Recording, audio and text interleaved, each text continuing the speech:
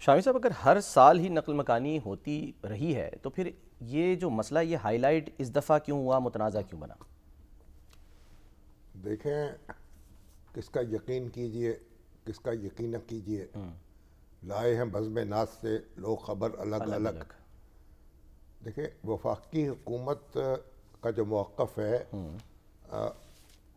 اس میں بھی بڑا ابہام ہے۔ اچھا، یعنی پہلے یہ بات کہی گئی کہ یہ صوبائی حکومت جو ہے اور صوبائی کابینہ نے اس نقل مکانی کی اجازت دی ہے منصوبہ بندی کے ذریعے سے، اس کے لیے صوبائی کابینہ میں یہ معاملہ زیر بحث آیا ہے، فیصلہ کیا گیا ہے اور اس کے لیے رقم بھی مختص کی گئی ہے۔ بالکل۔ پھر ایک جرگہ ہوا اور اس جرگے میں بھی اس کے حدود و قیود طے کیے گئے۔ اگر یہ نقل مکانی جو ہے یہ موسم کی شدت کی وجہ سے ہو رہی ہے تو پہلے دن یہ بات کرنی چاہیے تھی۔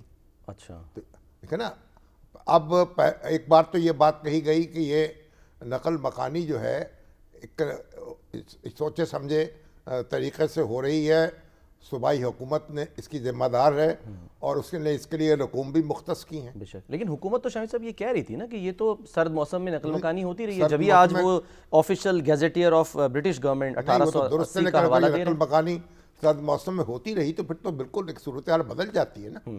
اب وہ صوبائی حکومت جو ہے وہ بھی پلہ نہیں پکڑا رہی تھی اور اس کے جو ترجمان ہیں وہ بار بار کہہ رہے تھے کہ یہ وفاقی حکومت جو ہے وہ یہاں آپریشن کر رہی ہے اور حالات کو یعنی سیاسی طور پر استعمال کیا جا رہا ہے۔ اور اسی طریقے سے اب اگر یہ معمول کی کارروائی ہے اور اگر لوگ یہاں سے نقل مکانی کرتے ہیں تو کیا پھر ہر سال حکومت ان کو زر تلافی دیتی ہے یا معاونت کرتی ہے ان کی؟ ہاں جی، تو اس کا مطلب جب ان کو آپ نے اسباب فراہم کرنے ہیں، جب ان کو معاوضہ دینا ہے تاکہ پھر 2 مہینے کے لیے 3 مہینے کے لیے وہ یہاں سے دور رہیں گے، مکان جہاں سے کرائے پہ لیں گے وہ کرایہ دینا ہے، جو اخراجات آئیں گے وہ اخراجات دینے ہیں، جو ان کو نقصان پہنچے گا وہ اس کی تلافی کرنی ہے، صحیح، سب کے لیے رقم مختص کی گئی۔